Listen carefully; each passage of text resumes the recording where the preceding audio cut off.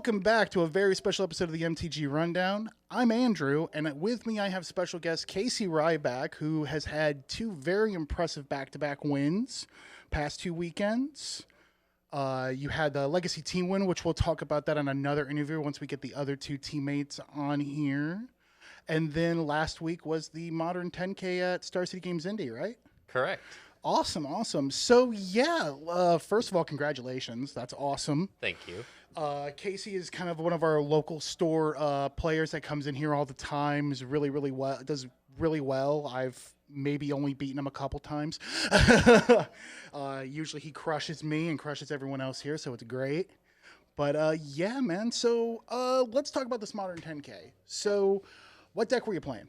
I was on Living End. Okay, tell us about the deck. My pride and joy. Yeah, I know you love that deck. So tell us about it. How does, what's your goal of the deck? What's it doing? And what's the main win? So the way the deck functions is that what it tries to do mostly is try to accumulate a mass amount of cyclers into the yard. And then you try to get to 3 mana so you can cast either your Charlotte's Agent or your Violent Outburst. Mm-hmm. And then you will cascade into the only spell that is lower cost than either of those spells, which would be Living End. Gotcha. And Living End is a weirdly worded card where it is a Wrath of God effect as well as like a Animate Dead type effect, where basically it switches the creatures that are on the board with the creatures that are in the graveyard. Gotcha. Yeah, it's the it's basically the it's Living Death except it's free. Correct. Yeah. Okay. So yeah, no, it's. I've seen that list. I love that list because I'm a fan of Cascade and like I've always been a fan of like the Rhinos decks and obviously Living End. So yeah, that and that's probably a deck that wasn't expected to win the whole thing, huh? When I looked at the overall archetypes throughout the tournament, I saw that there was 6 copies, and overall the win percentage on Living End was pretty high. We ended up having a 60% win rate, and then we had it was probably the 6th most played deck in the format. But the thing is that I do think Living End is a fairly poor position deck at the current meta, just because of how Scam interacts with it. Yeah. Cards like Dauthi Voidwalker and Leyline of the Void are definitely some of the bigger threats that the deck can face. For sure. And for that deck to exist makes Living End or any graveyard deck kind of very miserable. Yeah, I could see that. And then your overall matchups with like things like Murktide are pretty 50-50. It does depend on how the Murktide player wants to build the deck. And then I think the 3rd most played deck, or the 4th most played deck, which was Burn, that is also a pretty scary matchup for us, just because they can go under us. Yeah, they go very, very fast. I have frustrations with Modern Burn so much. It's one of the more fair decks, though. It is one of the more fair decks. You are correct there. It's one of the ones that it's like, okay, I know exactly how you're going to kill me. I just don't like it. Well, that's fair. Yeah. So, all right. So what was your overall record at this event? So in the Swiss, I ended up 7-1, only losing to my 4th round opponent, who I actually ended up facing in the semifinals. Oh, nice. Okay, that has to be nice. Correct. It was nice in the sense that I got to kind of redeem myself. In that match, they were kind of non-games in the sense that I mulled the 5 both games, and then Otawara was my only playable land in my hand. And it's pretty bad versus an Izzet deck that plays Counterspell. So I basically have to run hot from that point, which I wasn't able to do in that set. But overall, the deck performed just how I wanted it to. So 7-1 in the Swiss. So was it like, is it Murktide that you lost against on that one you dropped? It was actually a really cool Izzet Breach deck that was cutting the Murktides to play Underworld Breach for like value. Oh. In the sense that you could and it was playing things like the new Pyromancer, the Ironclad. Gotcha. Okay. So they had a couple win cons where they can either have the Ironclad out and just fill their board to overrun you, or you just accumulate enough spells to where you can just lightning bolt them from whatever they're at. Oh, that's so awesome. That sounds like fun. I like Underworld Breach. It's a fun little deck. It seems to be popping up all over the place. Yeah, I've noticed that, especially in modern. It's just like everywhere. You're just seeing a lot of Underworld Breach type decks. Like I know when I went to go do the RCQ in New Jersey, or the 20K, I should say, I was considering going a route with Underworld Breach with the Murktide deck I was running, just because I felt a little clunky with Murktide. Even though it's a very good card, it's a very good deck. I think the problem Murktide currently has in the current metagame is that it has problems where like single removal, like Leyline Binding and stuff like that, kind of overtake it. And solitude, like when you have like a mass critical of removal spells for a Murktide, the card starts to perform a lot more poorly. Whereas like going down this Ironclast route definitely changes to where, well, now you have to deal with multiple creatures instead of just the one Murktide. Right, and I felt a lot of my wins from that weekend came not from the Murktide, but from like utilizing DRC and Ragavan and things like that. That's why I kind of feel like you don't necessarily need Murktide. So I'm actually really glad that list did decently. It sounds like. Well, so it ended up being, I think that there was 4 or 5 breach decks in the top 8. Wow. I ended up playing a Teamer one, which abuses Renin 6 and Saga interactions, and then has the combo from there. And then we had 2 Jeskai decks, and then that Izzet deck that I had played in the 4th round. Gotcha. Okay. So it seemed like it was a pretty good. It's like one of those things that sucks to lose, but it's like, okay, that's a really neat like take on the deck. It is a very unique take on the deck, and I think I prefer it actually from where the original Murktide lists are going. Yeah, for sure. Okay, nice. So, all right, so you go 7-1 in the Swiss, which is great. Now I do know you did speak at there was a little bit of drama in the 3rd round. That I feel like we definitely have to we talk about that stuff all the time on the rundown, on MTG Rundown. So I'd love for you to tell people how, like a TLDR about what happened there. So there was posted on Twitter from I will have them remain unnamed. Of course, yeah, you don't have to say names. Where there was a discrepancy in how a match was reported, and it ended up coming down to one player had shown that they had won both games, but they had actually went 1-1, and they needed to play a 3rd game at that point. Okay. But then the judges had ruled in favor of the player that had actually recorded it on like a padded paper, instead of the player that had a boogie board. Gotcha. So there was a lot of talk of that now, where you're going to have players questioning if they should bring boogie boards or if they should be recording through pen and paper. You know, how each player wins through each match is probably going to be necessary to be recorded for. That's going to bring up a lot of controversies. Correct. Yeah. And it's unfortunate that it's kind of come to this. As far as like paper Magic has gone, it's been pretty clean for the past like year and a half almost. And then like we started into the RC in Atlanta, and it seemed like more cheating accusations started to pop up. And obviously we're just going to probably have more of them come up in the future. We weren't going to be safe from them forever, but it was like a nice kind of like honeymoon stage we were having. Right. So I know when we were talking about it previously before we started recording, I know there was a lot of talk of like, well, you know, do we blame the online function? And I wouldn't blame the online function, because I think no matter where it goes to, recording it online was always going to eventually go there. it's just so much cleaner than like having like each player sign it, a paper, and you know, there could be like altercations as to a player signing a slip and stuff like that. Yeah. And at the end of the day, now that, as far as I know, DCI numbers are no longer used. Yeah. You're going to have a lot tougher time of banning players, because now they have no DCI number to go off of to ban said player. Yeah, and that's something I definitely am curious to see if that gets looked at or revised, because I think we do need a system like that back again. I know it's a weird thing to manage at the end of the day, because I know when they originally got rid of it, they felt like it wasn't needed anymore.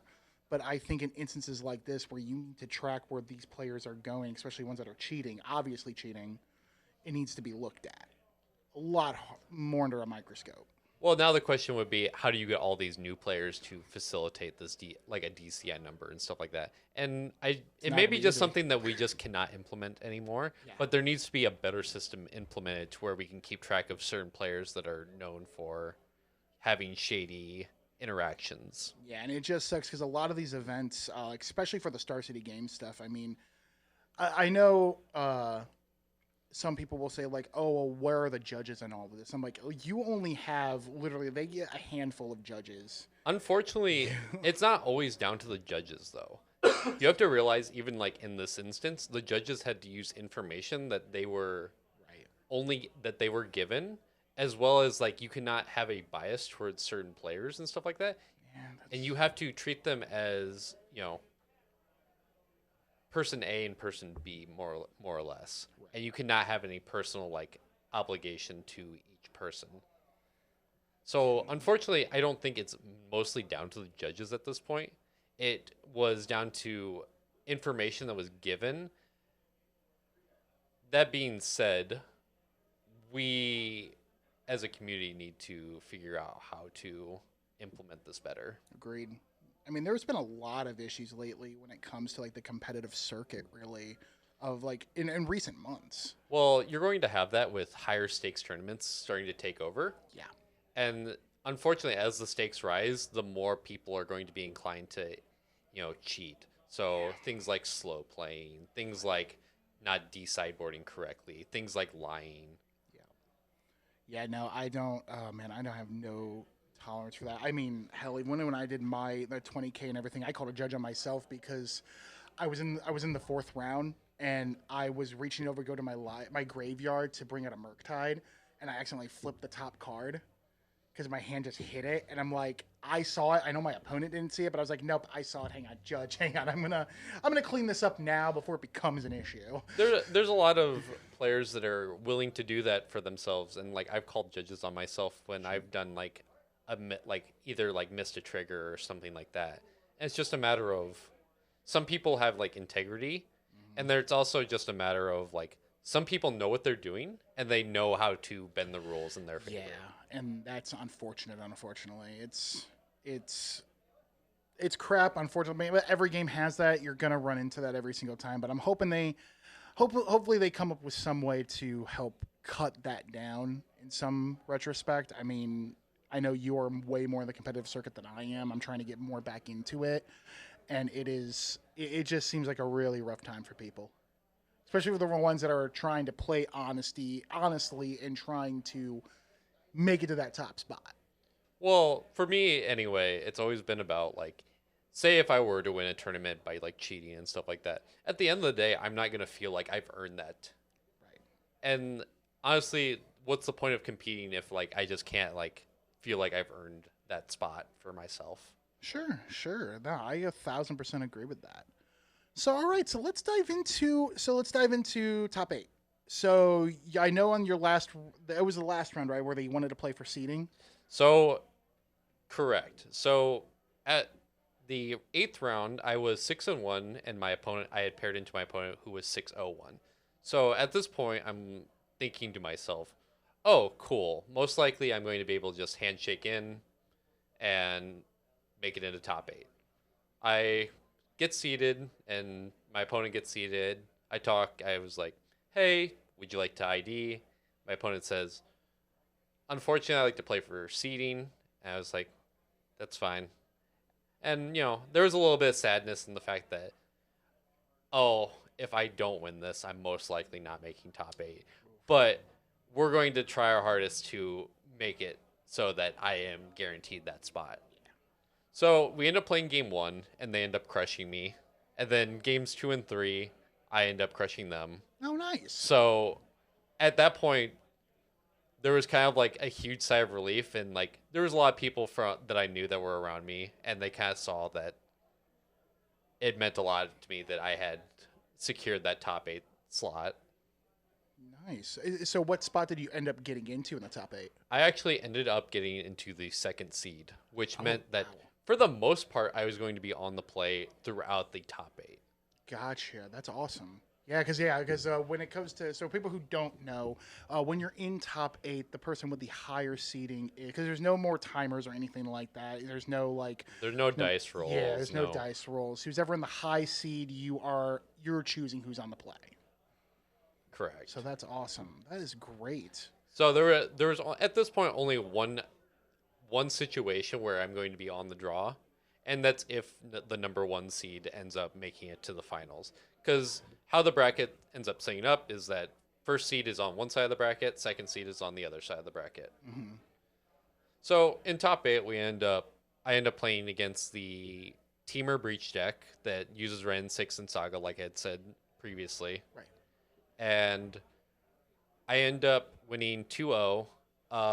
There was a situation in game 2 where my opponent feels like they misplayed, but ended up having to try and explain to them that, oh, there's a situation where I just go with a different line, and like their play wasn't necessarily incorrect, but I think I was pretty much locked for it at that point.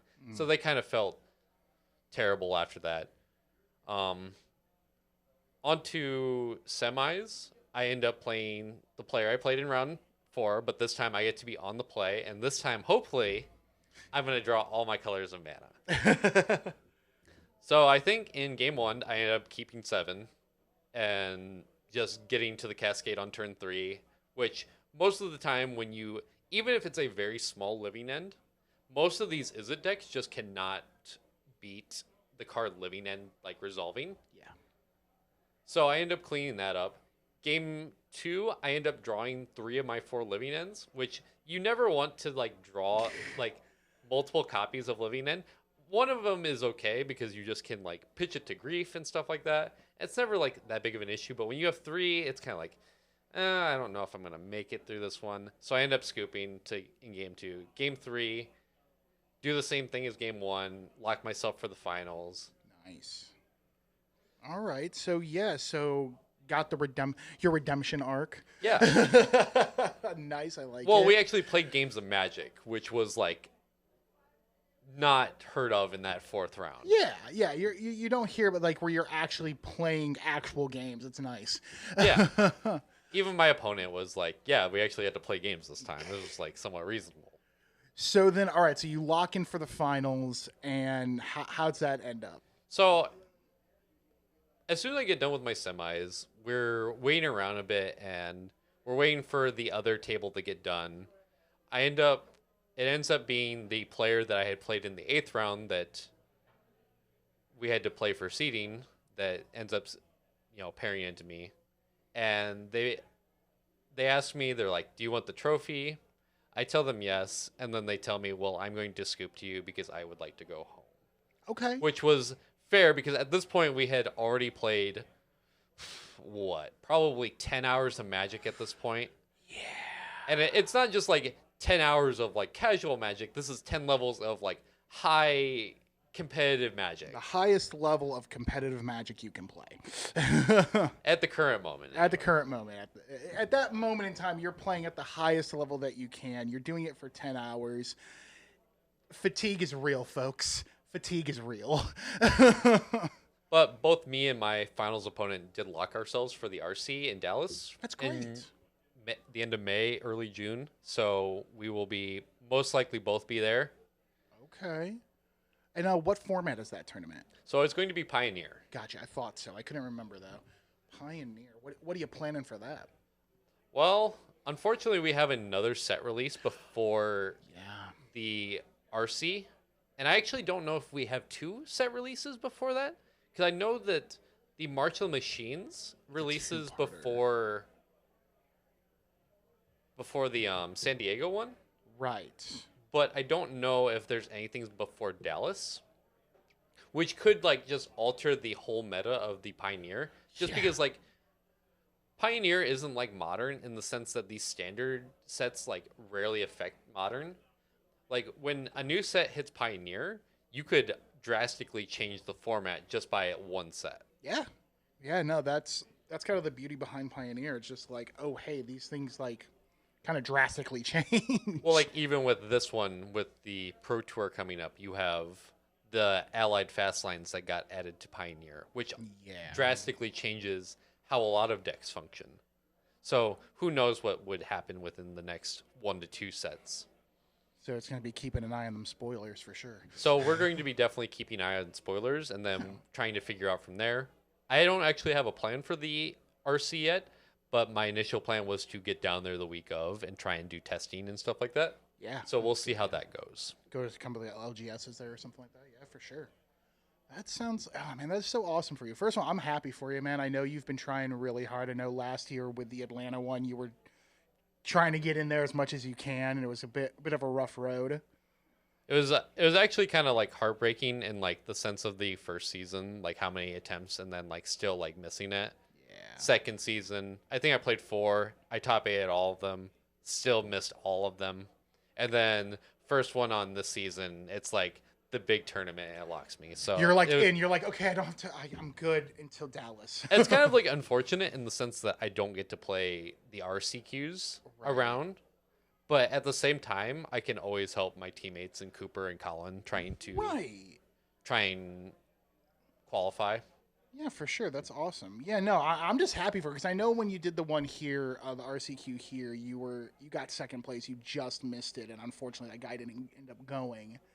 And that kind of screwed you out over on that one. Well, there's also the fact that I went down for the LCQs and still like missed it in semis, so it was a long road. But hopefully, when Dallas rolls around, we're in just better shape and all that, and it's all about learning from losses. Yeah, definitely. It's all about learning, going from there. Well, man, again, congratulations on that. You did really well. I love the trophy. It looks great. Thank you. It's great. I love it. So, yeah, man. So, hopefully, we're going to wish you the best of luck in Dallas.